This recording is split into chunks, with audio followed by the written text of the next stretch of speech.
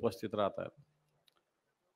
खरं तर ऊन म्हणतं मी अशा प्रकारची स्थिती आहे, पण या कडक उन्हामध्ये सुद्धा आपण आज माननीय उद्धवजी ठाकरे साहेबांच्या प्रेमापोटी मोठ्या संख्येने इथं उपस्थित आहात। मला वाटतं ही उपस्थितीच येणाऱ्या काळात कित्येक आपल्या इथले काही लोक गद्दारी केली असतील, पण तो पुन्हा एकदा भगवा डौलाने दिल्लीवर नेण्याचा संकल्प निश्चित या भागातून झालेला आहे।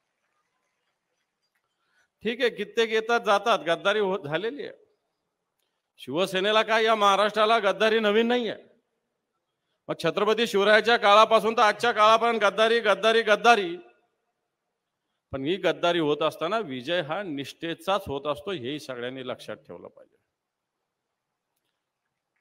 गद्दारी करून एखादा कारखाना घेता येत असेल, एखादा पार्टनर ठाण्याचा घेता येत असेल इथल्या एखाद्या कारखान्यामध्ये, यांनी बांधवांनो खरं तर यवतमाळला मागच्याच आठवड्यात दौरा, 4-5 दिवसापूर्वी वाशिम आणि यवतमाळचा दौरा झाला। आणि या दौऱ्यामध्ये फिरत असताना यवतमाळ असो, हिंगोली असो, नांदेड असो की पलीकडे बुलढाणा असो, या सगळ्या ठिकाणी उद्धवजी ठाकरे साहेबांचे मेळावे होत असताना उन्हातान्हात सुद्धा प्रचंड संख्येने लोक या सगळ्या जनसंवाद मेळाव्यास उपस्थित राहतात। खरं तर ऊन म्हणतं मी अशा प्रकारची स्थिती आहे, पण या कडक उन्हामध्ये सुद्धा आपण आज माननीय उद्धवजी ठाकरे साहेबांच्या प्रेमापोटी मोठ्या संख्येने इथं उपस्थित आहात। मला वाटतं ही उपस्थितीच येणाऱ्या काळात कित्येक आपल्या इथले काही लोक गद्दारी केली असतील, पण तो पुन्हा एकदा भगवा डौलाने दिल्लीवर नेण्याचा संकल्प निश्चित या भागातून झालेला आहे। ठीक आहे, कित्येक येतात जातात, गद्दारी झालेली आहे। शिवसेनेला काय या महाराष्ट्राला गद्दारी नवीन नाही आहे। मग छत्रपती शिवरायाच्या काळापासून तर आजच्या काळापर्यंत गद्दारी गद्दारी गद्दारी, पण ही गद्दारी होत असताना विजय हा निष्ठेचाच होत असतो, हेही सगळ्यांनी लक्षात ठेवलं पाहिजे। गद्दारी करून एखादा कारखाना घेता येत असेल, एखादा पार्टनर ठाण्याचा घेता येत असेल इथल्या एखाद्या कारखान्यामध्ये, आज माननीय उद्धवजी ठाकरे साहेबांच्या प्रेमापोटी मोठ्या संख्येने इथं उपस्थित आहात। मला वाटतं ही उपस्थितीच येणाऱ्या काळात कित्येक आपल्या इथले काही लोक गद्दारी केली असतील, पण तो पुन्हा एकदा भगवा डौलाने दिल्लीवर नेण्याचा संकल्प निश्चित या भागातून झालेला आहे। ठीक आहे, कित्येक येतात जातात, गद्दारी झालेली आहे। शिवसेनेला काय या महाराष्ट्राला गद्दारी नवीन नाही आहे। मग छत्रपती शिवरायाच्या काळापासून तर आजच्या काळापर्यंत गद्दारी गद्दारी गद्दारी, पण ही गद्दारी होत असताना विजय हा निष्ठेचाच होत असतो, हेही सगळ्यांनी लक्षात ठेवलं पाहिजे। गद्दारी करून एखादा कारखाना घेता येत असेल, एखादा पार्टनर ठाण्याचा घेता येत असेल इथल्या एखाद्या कारखान्यामध्ये, कित्येक येतात जातात, गद्दारी झालेली आहे। शिवसेनेला काय या महाराष्ट्राला गद्दारी नवीन नाही आहे। मग छत्रपती शिवरायाच्या काळापासून तर आजच्या काळापर्यंत गद्दारी गद्दारी गद्दारी, पण ही गद्दारी होत असताना विजय हा निष्ठेचाच होत असतो, हेही सगळ्यांनी लक्षात ठेवलं पाहिजे। गद्दारी करून एखादा कारखाना घेता येत असेल, एखादा पार्टनर ठाण्याचा घेता येत असेल इथल्या एखाद्या कारखान्यामध्ये, हेही सगळ्यांनी लक्षात ठेवलं पाहिजे। गद्दारी करून एखादा कारखाना घेता येत असेल, एखादा पार्टनर ठाण्याचा घेता येत असेल इथल्या एखाद्या कारखान्यामध्ये, बरोबर आहे ना?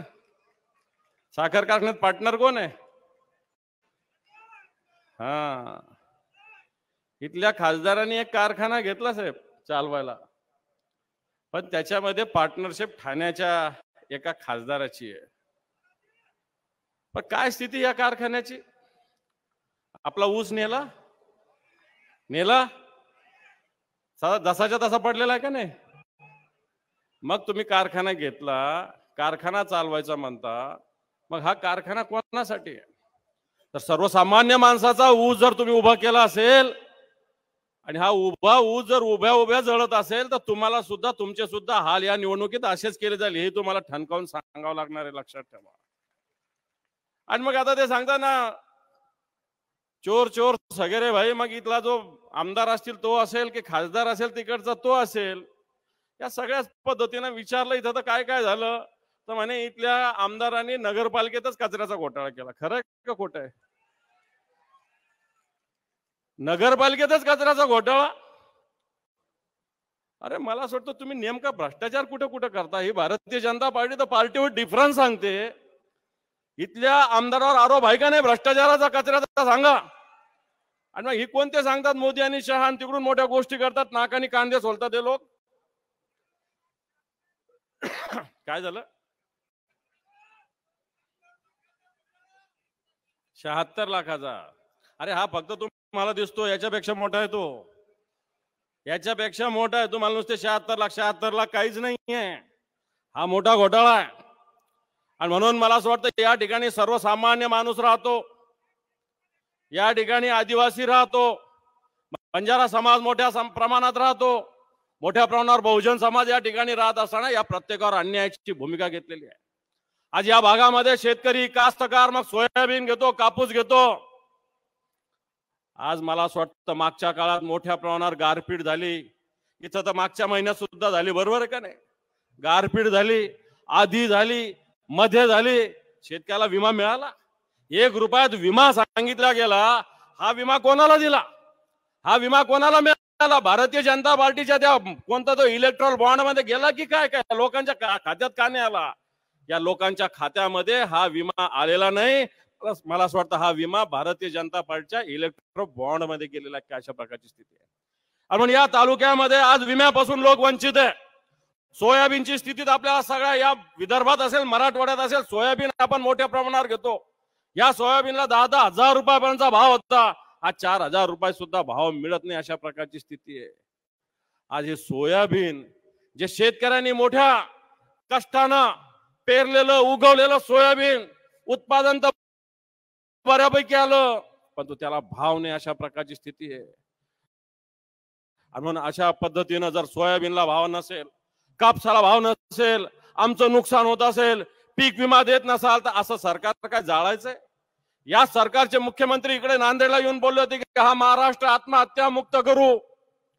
पण लाज वाटली पाहिजे आपल्याला सगळ्यांनाच, या महाराष्ट्रातील सत्ताधाऱ्यांना, की या यवतमाळ मध्ये सगळ्यात जास्त देशातल्या आत्महत्या या यवतमाळ एकट्या जिल्ह्यात झालेल्या आहे. सगळ्यात जास्त आत्महत्या.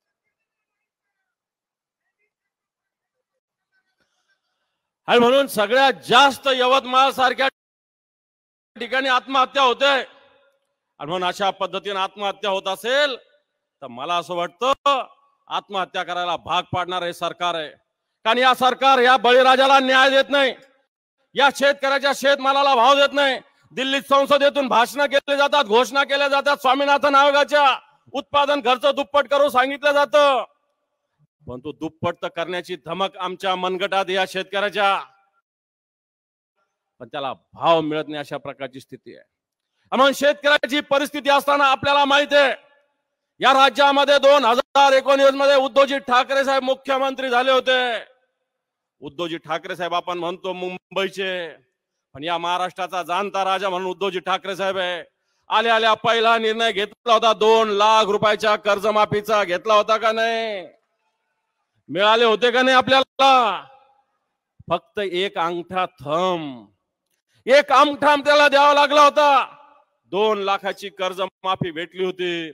आणि आज कर्जमाफी मागा, आज लाईट बिल माफ करायला जा, मोठे बिल येतात, सरकार रोज आदेश काढतं, कर्जमाफी होणार नाही सांगतं, एकीकडे कर्जच देत नाही. कर्ज जर एखाद्या कर्ज मिळालं, उगवलं, तर त्याला भाव मिळत नाही, कर्ज फेडायचं कुठून, अशा प्रकारची स्थिती शेतकऱ्यासमोर निर्माण झाली.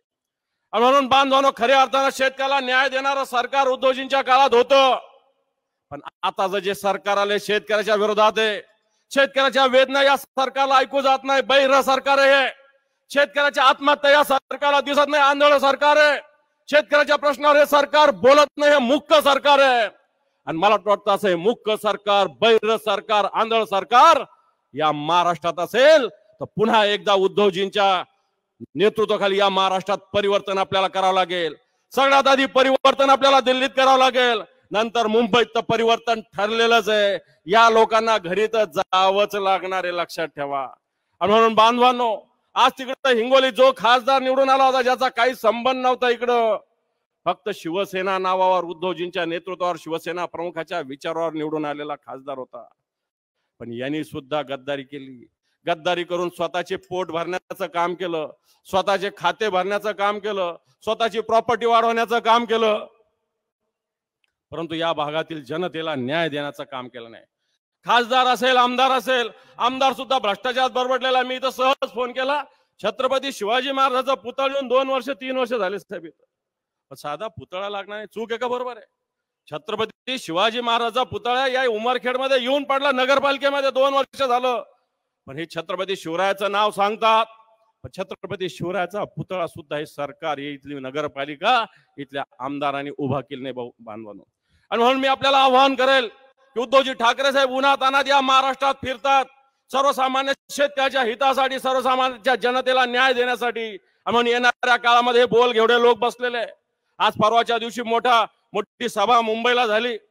मुंबईला झाली असताना मला असं वाटतं ज्या ठिकाणी राहुल गांधी यांनी भाषण केलं, या देशामध्ये मागच्या आठवड्यामध्ये एक मोठा स्फोट झाला, इलेक्ट्रो बॉन्ड नावाचा स्फोट झाला.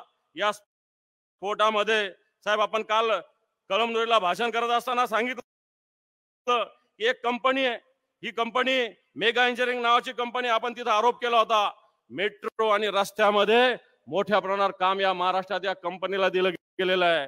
पण साहेब कालच रात्री माहिती आली, इथं मराठवाड्यामध्ये जवळपास कृषी योजनेसाठी 3000 एकर जमीन या कंपनीला दिली. 3000 एकर पूर्ण एका कंपनीला दिली गेली आहे. म्हणजे चंदा लो और धंदा लो, अशा प्रकारे चंदा दो और धंदा लो, या कंपन्या भ्रष्टाचाराने बरबडलेल्या कंपन्या पाळण्याचं काम राज्याचं आणि केंद्राचं सरकार करतं. मग हा भ्रष्टाचार सुद्धा आपल्याला निपटावं लागेल. हे महाराष्ट्राचं सरकार हे टक्केवारीत गुंतलेलं आहे. मंत्रालयात जा तुम्ही, इथं बरेच लोक जाणकार बसलेले, टक्केवारीशिवाय कोणतंही काम होत नाही. गुंडागर्दी या महाराष्ट्रात वाढलेली आहे. या महाराष्ट्रात दिवसा ढवळ्या भ्रष्टाचारा आणि बच्च्या नावाने नवी मुंबईला जागा दिली, यांनी स्वतःच्याच नावावर करून घेतली. संजय राठोड जे पालकमंत्री स्वतःच्याच नावावर जमीन करून घेतली. या सर्वसामान्य समाज जो आहे वाडी तांड्यावर राहतो, मुंबईत येतो, याचे मुलं काहीतरी तुरळक मुलं मुंबईला शिकायला जात, त्याच्यासाठी जागा दिली होती, यांनी स्वतःच्या ट्रस्टच्या नावावर केली. आणि म्हणून मला असं वाटतं अशा प्रकारचं नेतृत्व आपल्याला झिडकारावं लागेल. शेतकऱ्याला न्याय देणारं नेतृत्व येणाऱ्या काळात उभा करावं लागेल. आणि हे नेतृत्व देण्याची धमक फक्त उद्धवजी ठाकरे साहेबांमध्ये. आणि म्हणून आपण उद्धवजी ठाकरे साहेबांच्या मागे पुन्हा एकदा ताकदीने उभा राहण्याचा संकल्प करूया. एवढंच सांगतो आणि थांबतो. जय हिंद, जय महाराष्ट्र. संपूर्ण महाराष्ट्राला ज्यांनी निष्ठा काय असते हे दाखवून दिलं असे आदरणीय शिवसेनेचे नेते खासदार संजयजी राऊत साहेब.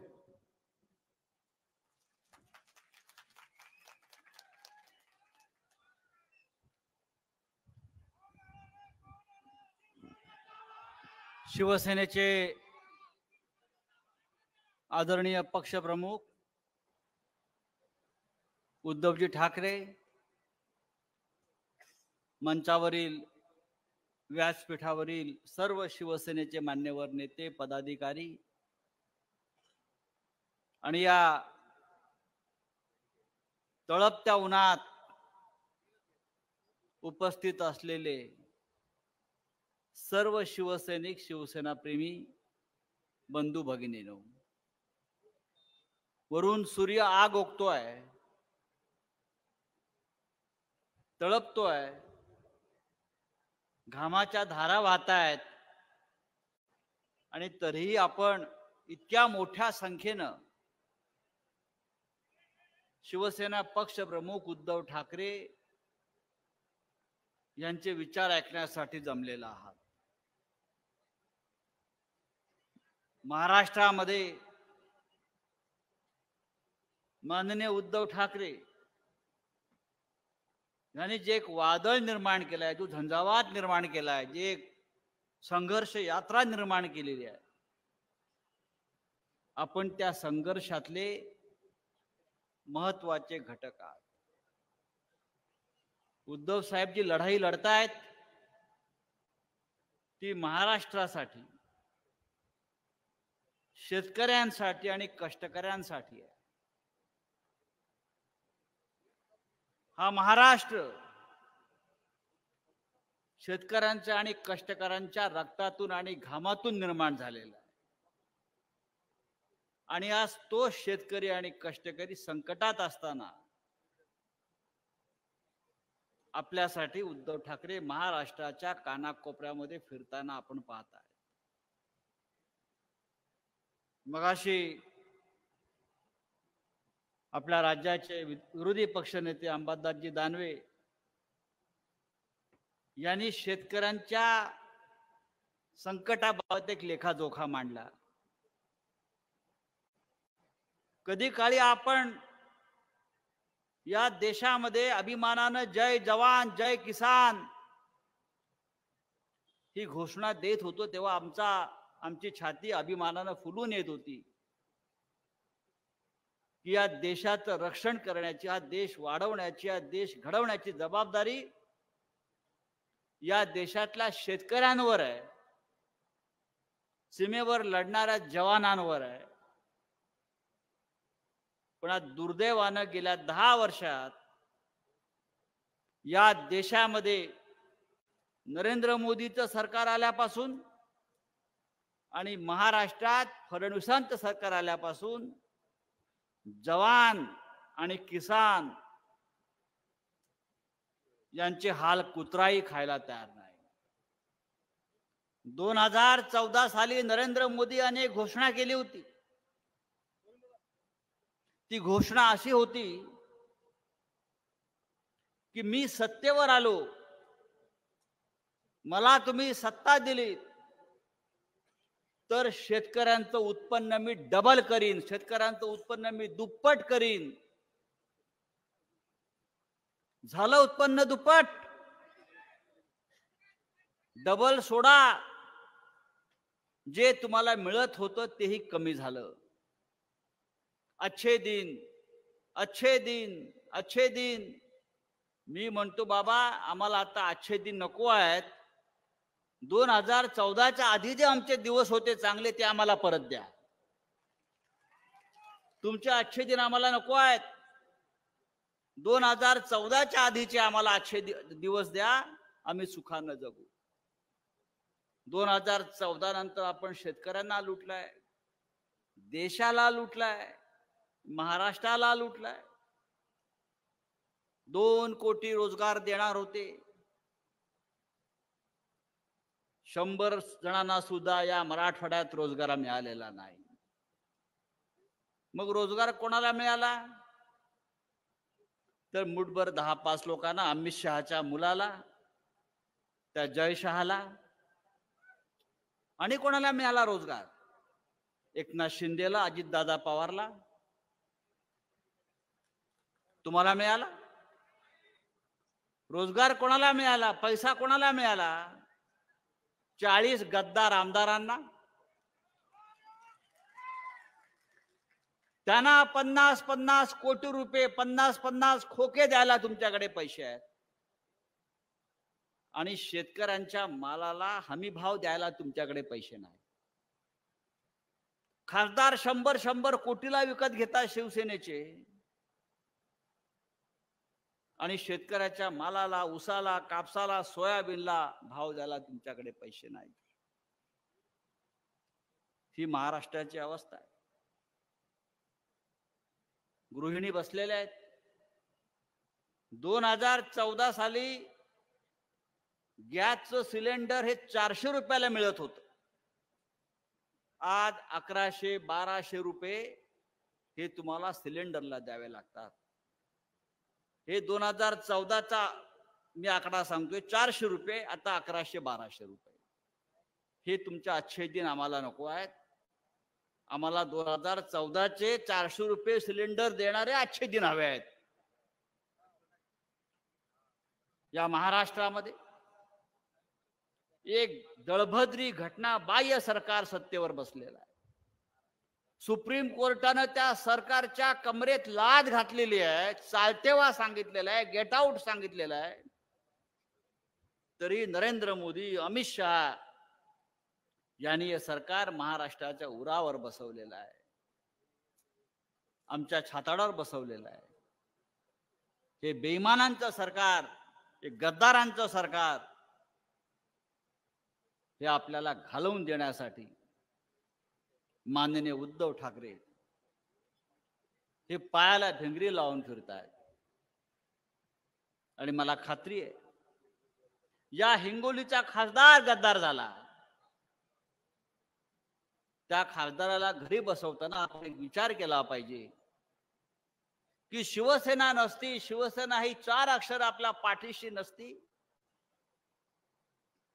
तर हे कोणी आमदार खासदार होऊ शकले असते का, हे मंत्री झाले असते का? पण आपण त्यांना केलं, शिवसेनेने केलं आणि 50 खोक्यासाठी 100 खोक्यासाठी पळून गेले, गद्दारी केली. छत्रपती शिवाजी महाराजांच्या भूमीला त्यांनी कलंक लावला, बेईमानीचा कलंक लावला. हे आपल्याला विसरता येणार नाही. आपल्याला महाराष्ट्रामध्ये पुन्हा एकदा आपलं राज्य आणायचं आहे, शिवशाहीचं राज्य आणायचं आहे. आणि आपण ज्यांचा उल्लेख माजी मुख्यमंत्री नाही, मुख्यमंत्री नाहीच, उद्धव ठाकरे कधीच माजी होऊ शकत नाहीत, ते सदैव आपल्या या राज्याचे 11 कोटी जनतेचे, महाराष्ट्राचे कुटुंब प्रमुख आहेत आणि राहतील. पुन्हा एकदा आपल्याला या राज्याचे सूत्र त्यांच्याकडे द्यायची आहे. आणि जे प्रश्न शेतकऱ्यांचे आहेत, कर्जमाफीपासून आपल्या मुलाबाळांचे प्रश्न, आपल्या कुटुंबाचे प्रश्न, आपल्या कुटुंबाची प्रथा असते, कर्ता पुरुष असतो, कुटुंब प्रमुख असतो आणि त्याचा आपण ऐकतो कारण तो आपली काळजी घेतो. मुख्यमंत्री पदाच्या काळामध्ये उद्धव साहेबांनी आपल्या कुटुंबाची काळजी घेतली, आपल्या घरातले प्राण वाचवले, आपल्या मुलाबाळांचं रक्षण केलं. संपूर्ण देशामध्ये असे प्रेतांचे खच पडत होते, स्मशानात जागा नव्हती. त्या योगी आदित्यनाथच्या राज्यात गंगेमध्ये हजारो प्रेत करोना काळात अशी बेवारसपणे फेकली जात होती. त्या काळामध्ये माननीय उद्धव ठाकरे मुख्यमंत्री पदावरून राज्यातल्या प्रत्येक कुटुंबाची काळजी घेत होते, म्हणून ते आपले कुटुंब प्रमुख झाले आणि राहतील. आणि अशा कुटुंब प्रमुखाच्या मागे आपल्याला ठामपणे उभं राहायचं आहे. आणि हा भगवा झेंडाच्या भगव्या झेंड्याखाली आपण बसलेला आहात. हा भगवा झेंडा महाराष्ट्राच्या विधानसभेत दिल्लीच्या तख्तापर्यंत आपल्याला घेऊन जायचं आहे. एवढंच मी आपल्याला सांगतो आणि तूर्त आपली रजा घेतो. जय हिंद, जय महाराष्ट्र. यानंतर आदरणीय उद्धवजी ठाकरे साहेबांचं स्वागत महाविकास आघाडीचा प्रमुख घटक भारतीय राष्ट्रीय काँग्रेसचे सर्व व्यासपीठावरील पदाधिकारी करतील अशी मी त्यांना विनंती करतो. त्यानंतर राष्ट्रवादी काँग्रेस शरदचंद्रजी पवार साहेब यांचा पक्ष यांचे जे प्रमुख पदाधिकारी आहे यांना तयार राहा. यांना पण विनंती करतो की त्यांनी आदरणीय उद्धवजी ठाकरे साहेबांचं स्वागत करायचं आहे. त्यानंतर उंबरखेड विधानसभा क्षेत्राचे शिवसेनेचे पदाधिकारी तयार राहतील. उंबरखेड विधानसभा क्षेत्राचे सर्व शिवसेनेचे पदाधिकारी, महिला आघाडी असतील, युवा सेना असतील, सर्वांना त्यांना विनंती आहे की त्यांनी आदरणीय उद्धवजी ठाकरे साहेबांचं स्वागत करायचं आहे. त्यानंतर किनवट आणि माहूर मतदारसंघाचे शिवसेनेचे, महिला आघाडी आणि युवा सेनेचे सर्व पदाधिकारी यांना विनंती आहे की त्यांनी आदरणीय उद्धवजी ठाकरे साहेबांचं स्वागत करायचं आहे. त्यानंतर हातगाव हिमायतनगर विधानसभा क्षेत्राचे सर्व शिवसेनेचे, महिला आघाडी आणि युवा सेनेचे सर्व पदाधिकाऱ्यांना विनंती आहे की त्यांनी आदरणीय उद्धवजी ठाकरे साहेबांचं स्वागत करायचं आहे. सोबतच पुरोगामी युवा ब्रिगेड उंबरखेड, एकदा तुम्ही सगळेजण पुरोगामी ब्रिगेडचे जे आहेत त्यांनी हात वर करून एकदा साहेबांचं स्वागत करायचं आहे. आदरणीय उद्धवजी ठाकरे साहेब तुम आगे बढ़ो. आदरणीय उद्धवजी ठाकरे साहेब तुम आगे बढ़ो. जय भवानी, जय भवानी.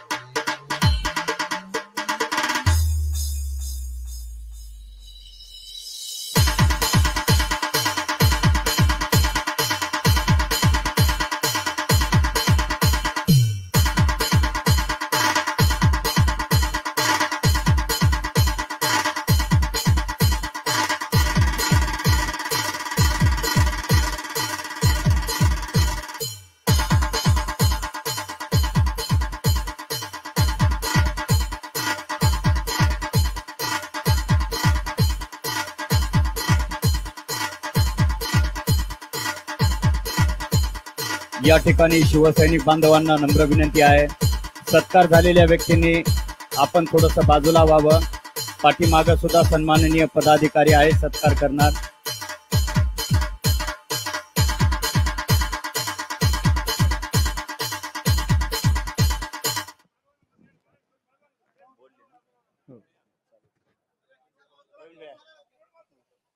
ज्यांनी स्वागत केलेलं आहे त्यांना कृपया विनंती आहे की त्यांनी आपापल्या जागेवर बसायचं आहे. कृपया स्थानबद्ध व्हा. ज्यांनी स्वागत केलंय, माहूर किनवट विधानसभेच्या वतीनं स्वागत होत आहे. आदरणीय ज्योतिबादादा खराटे हे आदरणीय उद्धवजी ठाकरे साहेबांचं स्वागत करत आहेत. सगळ्यांना विनंती आहे की आपल्या सगळ्यांना ऐकायचं आहे. आदरणीय उद्धवजी ठाकरे साहेबांना विनंती आहे की त्यांनी कृपया आपापल्या जागेवर बसून घ्यायचं आहे. यानंतर शिवसेनेचे पक्षप्रमुख आदरणीय उद्धवजी ठाकरे साहेब. आकाश.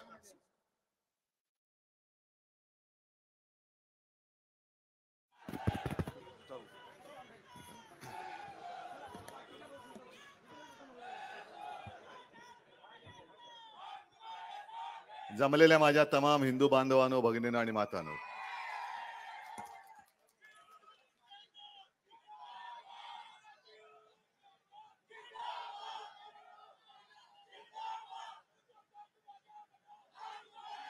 अरे तुम्हाला काय ताबूक वगैरे की नाही? अखंड हिंदुस्थानचे कैवारी प्रबोधनकार सुपुत्र देव देश धर्म मराठी मनाचे मानबिंदू हिंदू अस्मितेचे शिरोमणी हिंदुस्थानचे एकमेव हिंदू हृदय सम्राट सर्वसेनापती हिंदू धर्म रक्षक मान्यता माननीय शिवसेना प्रमुख श्रीमान बाळासाहेब ठाकरे यांचा, शेतकऱ्यांचे कैवारी, सर्व कष्टकऱ्यांचे कैवारी, महाराष्ट्राचे कुटुंब प्रमुख, महाराष्ट्राच्या विधान भवनामध्ये मी हिंदू म्हणून सांगणारे देशाच्या इतिहासातील पहिले एकमेव मुख्यमंत्री आदरणीय उद्धव बाळासाहेब ठाकरे यांचा.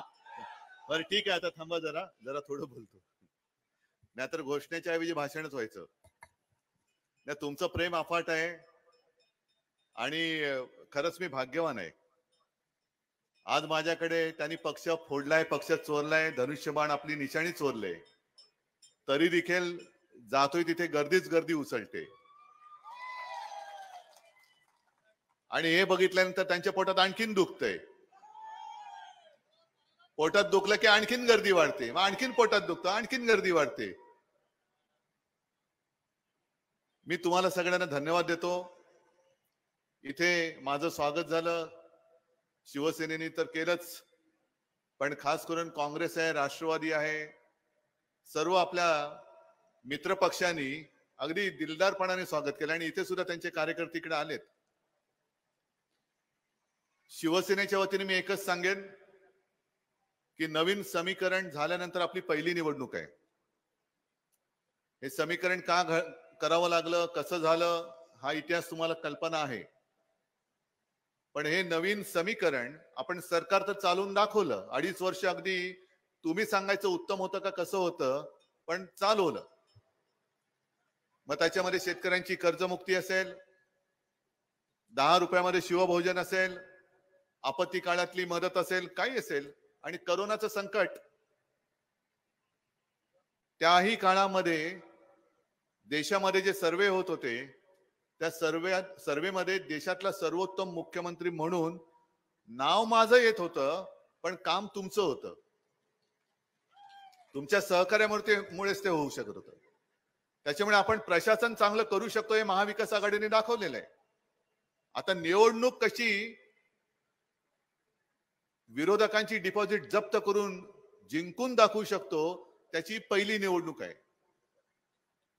लोकसभा निवडणुका आता तोंडावरती आलेल्या आहेत आणि याच क्षणाची आपण सगळे वाट पाहत होतो.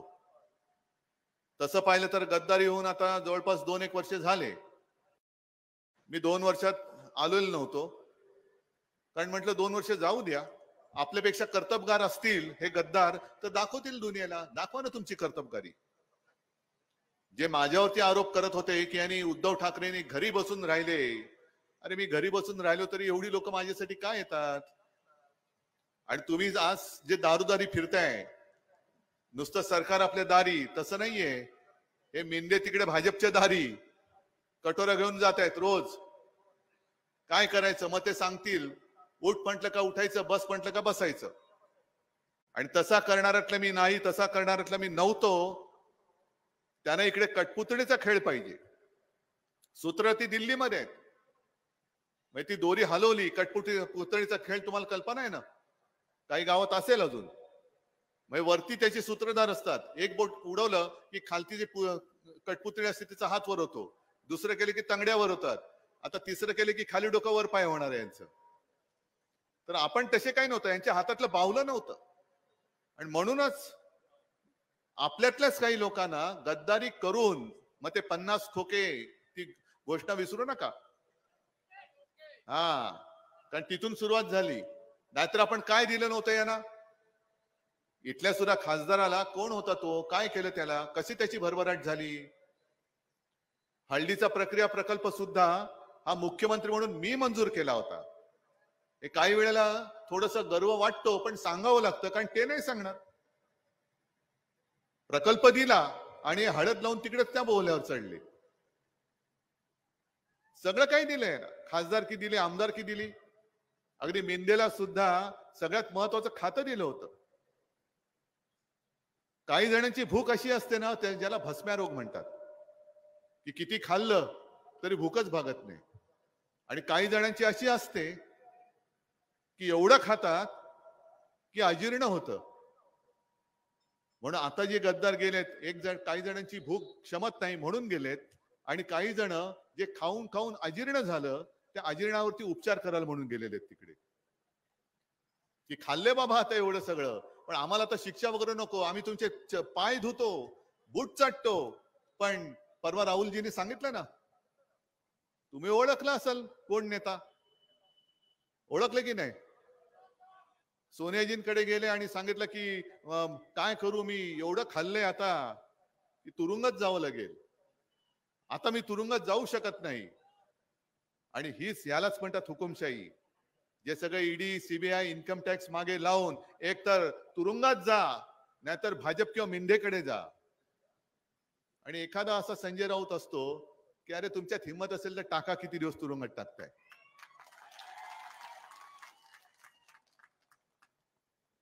याला म्हणतात निष्ठा. आणि मला खास करून हिंगोलीकरांचं अभिनंदन करायचंय. कारण तसा नाही म्हटलं तरी इकडे काही वेळेला गद्दारी झाले, बेईमानी झाले, पण ज्यांनी बेईमानी केली त्यांच्या कपाळावरती गद्दारीचा शिक्का लागला. पण माझ्या हिंगोलीकरांनी त्यांच्या निष्ठेचा शिक्का कधी सोडला नाही. शिवसेना जो देईल तो उमेदवार तुम्ही अगदी भक्तिभावाने निवडून देत आलात. आता तेच मला पाहिजे. हे आता नवीन जे मी म्हटलं समीकरण, त्या समीकरणामध्ये कोणाकडे किती जागा, हा आमची चर्चेचा विषय, तो सुटेल आज उद्यामध्ये. पण महत्वाचं म्हणजे आपण सगळे जे लढतो आहोत ते तुझं माझं याच्यासाठी नाही. आपल्याला देशातली हुकुमशाही गाडून टाकायची आहे, म्हणून आपण एकत्र आलेलो आहोत. आणि मग अमित शहा जे सांगतात की उद्धव ठाकरेंबरोबर असं आमचं काही ठरलंच नव्हतं, 2.5 वर्षाचं आम्ही वचन दिलंच नव्हतं. मी तर माझ्या आई वडिलांची शपथ घेतली, तुळजाभवानीची शपथ घेतली. पण आणखीन एक उदाहरण तुम्हाला सांगतो की खरं कोण आणि खोटं कोण ठरवायला. 2014 पासून जे मोदीजी सांगत होते की शेतकऱ्यांचं उत्पन्न आम्ही दुप्पट करू, केलं? अरे हो की नाही, जोरात सांगा ना. शेतकऱ्यांचं उत्पन्न दुप्पट झालं नाही. पीक विमा योजना, विम्याचे पैसे मिळत आहेत? बरं, स्त्रीधन नाही. उज्ज्वला योजना, प्रधानमंत्री आवास योजना, आणखीन काही जनधन योजना नाही. मग हे कोण बोललो होतं आणि कोणी दिलं नाही? मग खोटं कोण बोलतोय? भाजप बोलतोय का मी बोलतोय?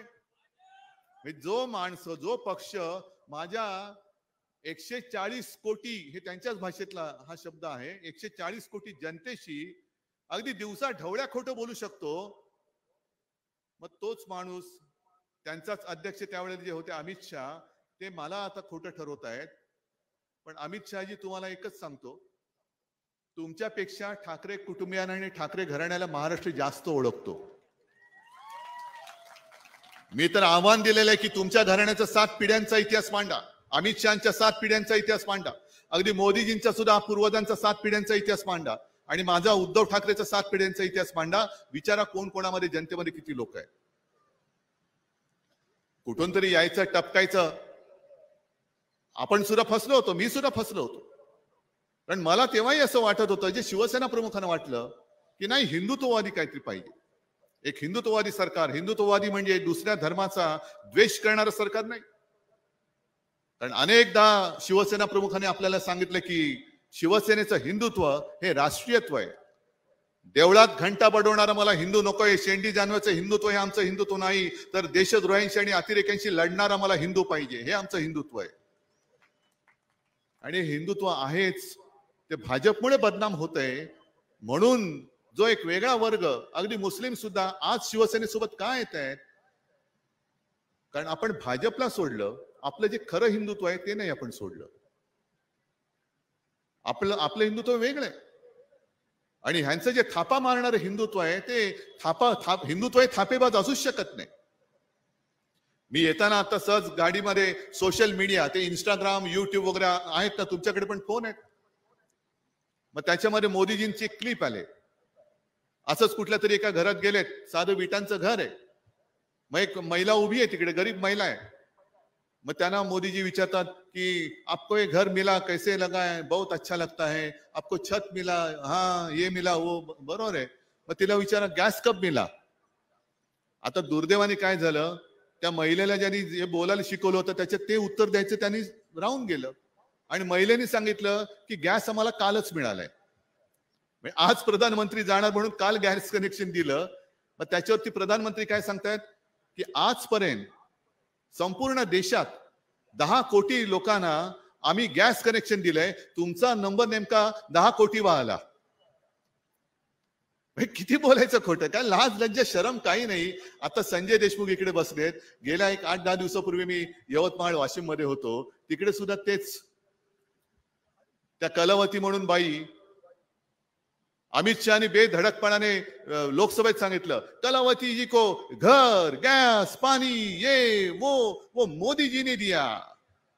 आणि लगेच दुसरी पत्रकार सुद्धा काही हुशार आहेत, त्यांनी लगेच ती एडिट केलेली क्लिप आहे की कलावती बाई सांगतात की हे सगळं खोटं आहे, मला जे दिलं ते राहुल गांधींनी दिलं. एवढं म्हणजे खोटं बोल पण रेटून बोल. आता सुद्धा जो परवा एक देवेंद्र फडणवीसांचा इंटरव्ह्यू, मुलाखत तुम्ही पाहिली, वाचली? हे जे मिंदे सांगतायत की उद्धव ठाकरेंनी शिवसेना प्रमुखांचे विचार सोडले म्हणून आम्ही पुन्हा भाजपच्या नादी लागलो, तसं नाहीये. देवेंद्र फडणवीस स्वतः बोललेले आहेत की मी बोललो होतो पुन्हा येईन, मी 2 पक्ष फोडून पुन्हा आलेलो आहे. किती नालायक कृतीची लोक आहेत. 2 पक्ष फोडले. मग आपले किरण माने आहेत, त्यांनी त्याच्यावर चांगली कॉमेंट दिली. त्यांनी सांगितलं दुसऱ्याच्या संपत्तीवरती दरोडा टाकून हे सांगतायत बघा आम्ही दुसऱ्यांची घरं फोडून संपत्ती लुटून मी श्रीमंत झालेलो आहे. त्याला खरं तुरुंगात टाकायला पाहिजे. दुसऱ्याची घर फोडतोयस तू, दुसऱ्याच्या संपत्तीवरती दरोडा टाकतोयस आणि त्याची स्वतःची श्रीमंती दाखवतोय. हेच भारतीय जनता पक्षाचं धोरण आहे. जे निवडणूक रोख्यांमध्ये दिसते आता, अमरदास दानवे तुम्ही जे सांगितले ती मेगा इन्फ्रास्ट्रक्चर का काहीतरी कंपनी आहे. अचानक हिचा उदय कसा झाला? असेल मोठी कंपनी, पण तिला बरोबर सरकारी कामाची टेंडर देण्याच्या तारखा आणि रोखे त्यांनी भाजपला दिल्याच्या तारखा या जवळपास कशा येत आहेत? या नांदेड परिसरामध्ये सुद्धा त्यांना हजारो एकर जमीन दिल्या असं म्हणतायत. मुंबईमध्ये मुंबई महापालिकेची कामं आपलं सरकार गेल्यानंतर आणि मुंबई पालिका त्याच्यावर प्रशासन आल्यानंतर याला मेट्रोची कामं, ही कामं, ती कामं, सगळं म्हणजे अगदी उधळपट्टी चालले जणू काय मेघावरती. आहेत ना, आम्हाला सुद्धा रोखे मिळाले, निवडणूक रोखे मिळाले, जाहीर करा ना तुम्ही, आम्ही जाहीर करू.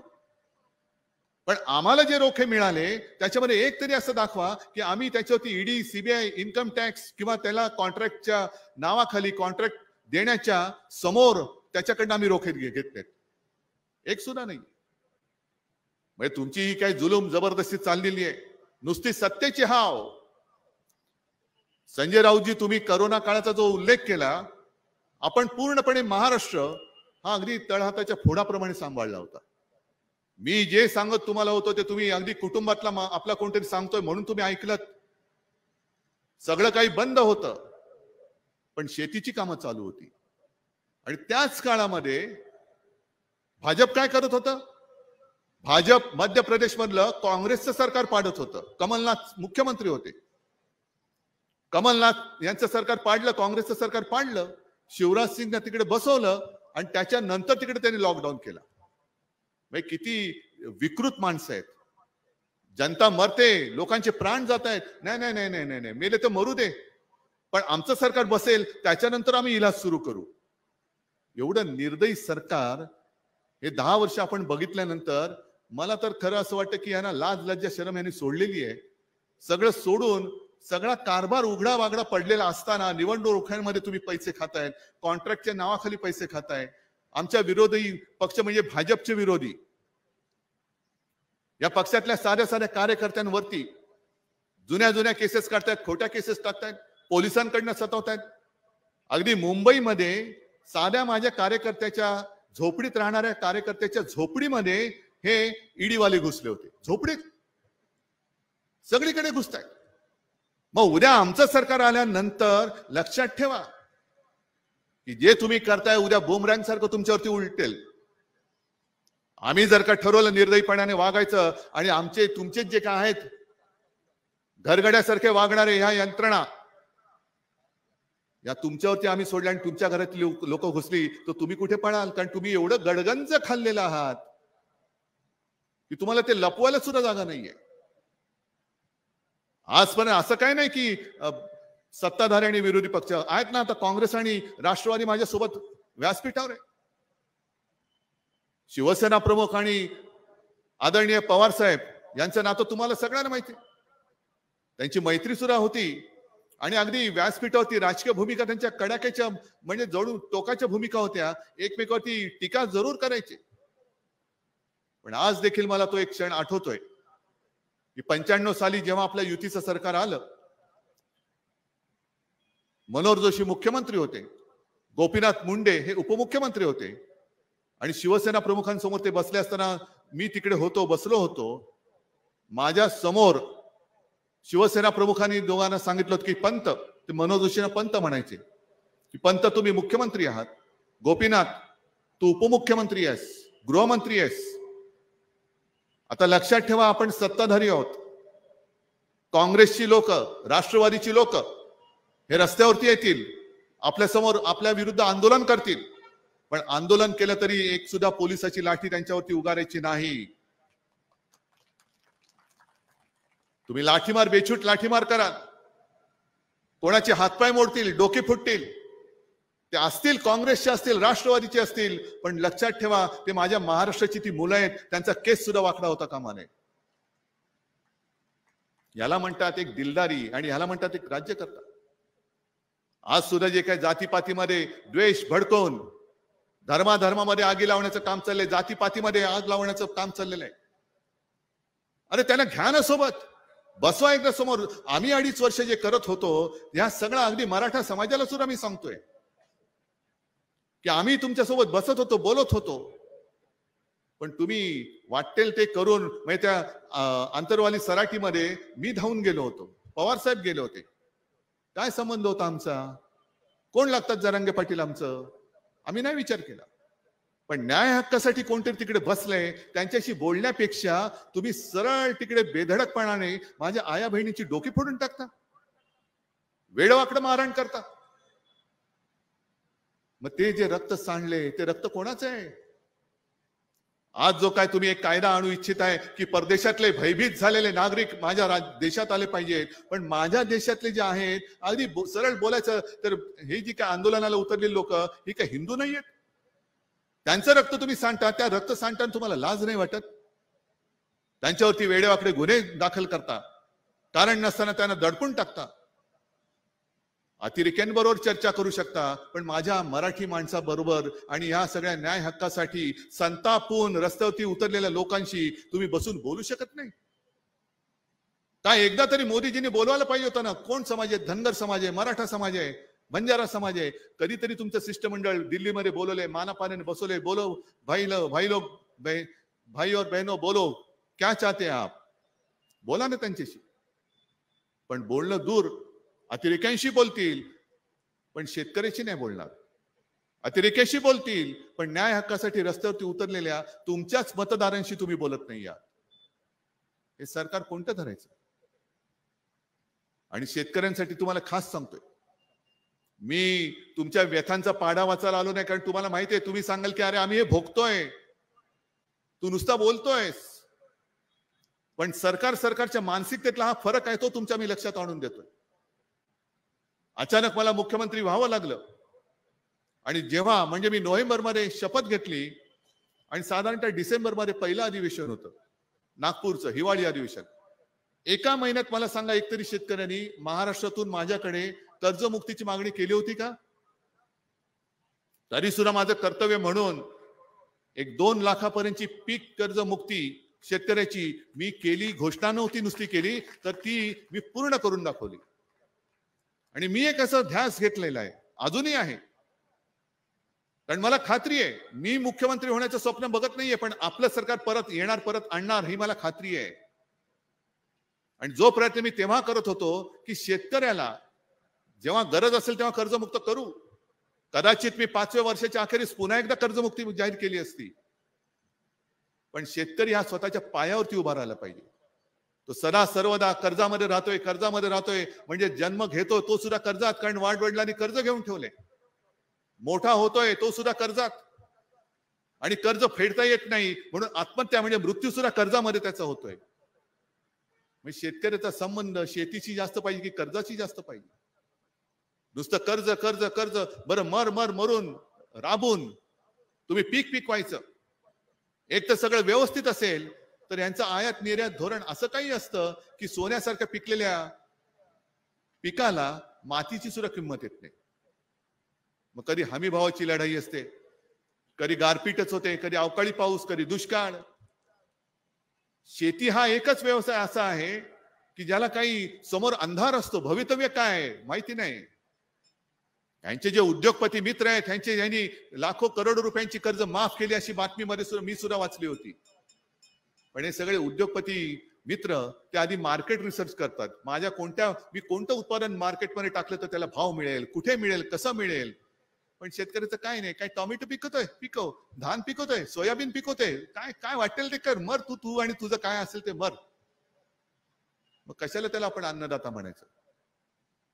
कशाला त्याचं आपण अगदी जय जवान जय किसान करायचं? आज दिल्ली मधले जे शेतकरी रस्त्यावरती उतरलेत, हे जय जवान जय किसान, हे जवान कोण आहेत? हे पोलीस कोण आहेत? हे शेतकऱ्यांची मुलं आहेत.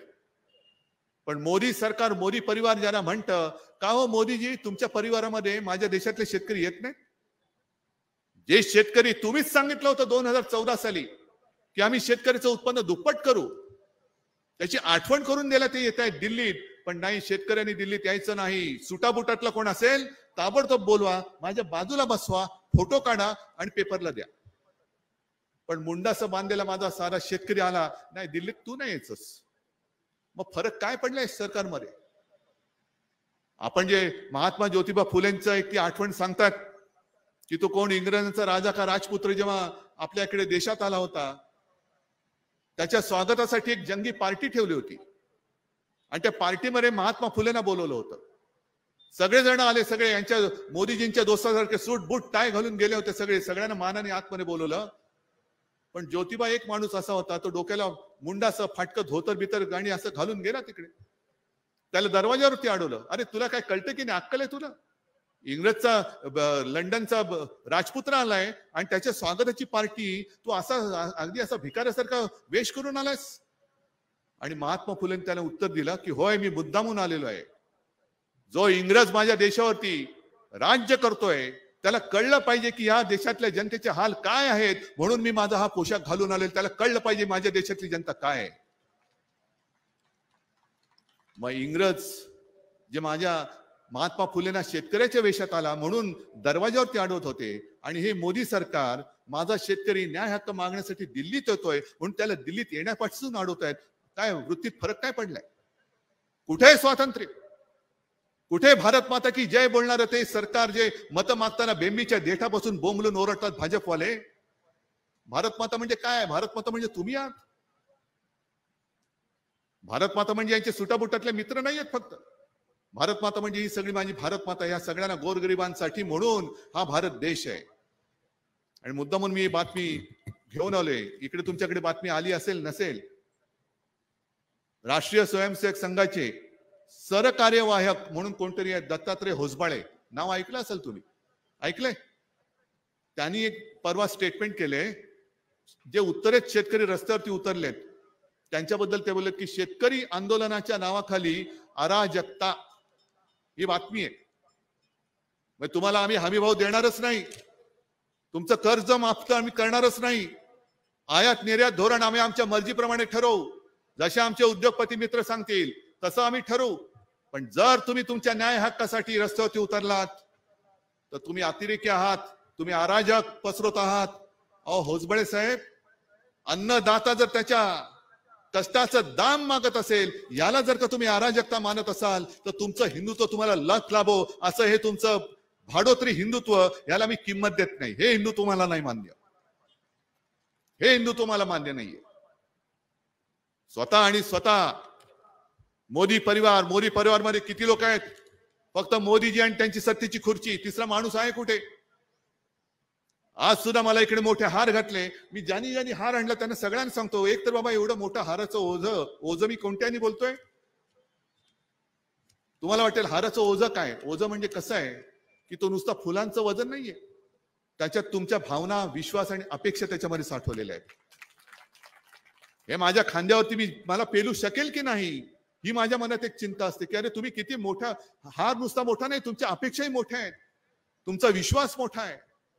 पण म्हणून मी सांगतो की तो असा हात पसरवा, सगळेजण या, सोबत या. आणि मोदीजींनी जे मध्ये केलं, राजनाथ सिंह पाहिलं तुम्ही, त्यांना एक मोदीजींना मोठा हार घालत होते. राजनाथ सिंह म्हणजे एक बडी आसामी होती भाजपमधली.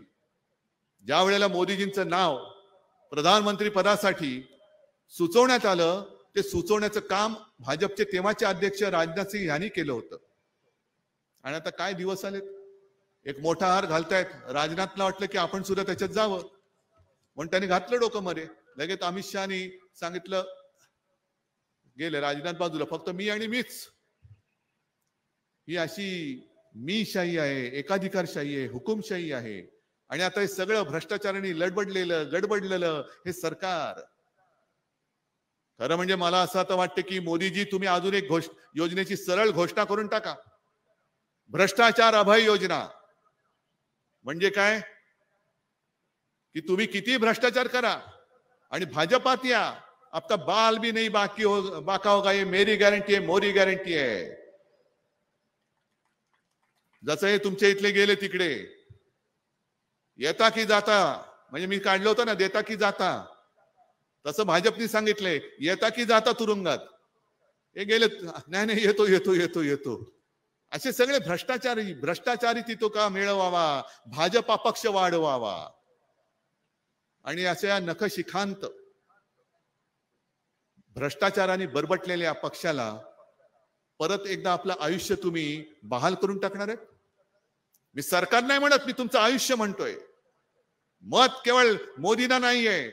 आणि एक लक्षात घ्या की आपल्या सगळ्यांचं भविष्य हे मोदींच्या हातात नाही, मोदींचं भविष्य आपल्या हातामध्ये, मोदींचं भविष्य आपल्या हातात आहे. आणि तुम्ही विचार करा, जे पोट तिडकीने मी फिरतोय, बोलतोय, सांगतोय, हे तुम्हाला पटतंय नाही पटतंय हे तुमच्यावरती आहे. आणि म्हणून मी मध्ये म्हटलं होतं की आम्ही देशभक्त आहोत. काल काय झालं, मी ह्याला त्याला उत्तर दिलं परवाच्या सभेत. कारण सगळी इंडिया, अगदी काश्मीर पासून कन्याकुमारी पर्यंत प्रत्येक राज्याचे प्रमुख पक्ष आणि प्रमुख नेते हे त्या व्यासपीठावरती होते आणि समोर अथांग पसरलेलं जनसागर होता. आणि मी नेहमी जी सुरुवात करतो, जमलेल्या माझ्या तमाम हिंदू बांधवांनो, भगिनींनो आणि मातांनो, हे काय सोडलेले नाही. पण मला त्यावेळेला असं वाटलं की मोदीजी म्हणत होते की इंडिया आघाडी, त्याला इंडियन मुजाहिद्दीनचं नाव त्यांनी दिलं होतं. म्हणून मी माझ्या भाषणाची सुरुवात करताना म्हटलं की जमलेल्या माझ्या तमाम देशभक्त, देशप्रेमी बांधवांनो, भगिनी आणि मातांनो, काय ह्याच्यात मी चूक केली? पण मिंदे जे तिकडे गेलेत, दाढी खाजवत बोलले लगेच, बघा म्हणे हे काँग्रेसच्या बरोबर गेले, यांची भाषाच बदलली. अहो मिंदे, तुम्ही नमो भक्त झालेला आहात, मोदी भक्त झालेला आहात. आम्ही मोदी भक्त नाही, आम्ही देशभक्त आहोत. आम्ही मोदींची पालखी वाहण्यासाठी माझ्या वडिलांनी शिवसेनेची स्थापना नाही केली, तर जनतेच्या न्याय हक्कासाठी म्हणून शिवसेनेची स्थापना केलेली आहे. तुम्ही नुसते पालखीचे भोई व्हा, पण पहिलं मोदी भक्तांना मला विचारायचंय की मोदी भक्तांनो, मी देशभक्तांना आवाहन केल्यानंतर तुमच्या पोटात दुखतं, तर मला विचारायचंय मोदी भक्तांना की मोदी भक्त हा देशभक्त आहे की नाही हे पहिलं सांगा. तुम्ही कोणाचे भक्त आहात? देशाचे भक्त आहात का मोदींचे भक्त आहात? आणि देशभक्तासमोर जर मोदी भक्त उभा राहणार असेल तर तो मोदी भक्त राजकारणामध्ये तिथल्या तिथे त्याला चिरडून टाकायला लागेल. या देशात फक्त माझ्या देशाचंच नाव चालेल, संपूर्ण जगामध्ये भारत हेच नाव आहे, इंडिया हे नाव आहे, हिंदुस्थान हे नाव आहे. आणि तुम्हाला जर का कोणाला असं वाटत असेल म्हणजे त्या भाडोत्री जनता पक्षाला की माझ्या या भारत मातेपेक्षा सुद्धा माझा नेता मोठा आहे, चालणार नाही. कोणी असेल, किती असेल, तुमचा देव असेल तर तुम्ही घरात त्याच्या पूजा करा, पण माझ्या देशासमोर कोणी असला तरी तो खुजा आहे, तो बुटका आहे. देशापेक्षा मोठा कोणी होऊ शकत नाही. आणि तीच ठरवण्याची वेळ आता आलेली आहे. आणि मला खात्री आहे आजपर्यंत परिस्थिती वेगळी होती आणि तरी देखील तुम्ही, म्हणजे मला आठवतंय की खासदारकीच्या निवडणुका जेव्हा आपण लढवायला लागलो तेव्हा पहिल्या फळीतला खासदार निवडून देण्याचं काम हिंगोली, परभणी, संभाजीनगर ह्या 3 मतदारसंघांनी केलं होतं. आणि तेच काम याही वेळेला तुम्ही कराल अशी खात्री, विश्वास बाळगतो आणि आपली तूर्त रजा घेतो. जय हिंद, जय महाराष्ट्र.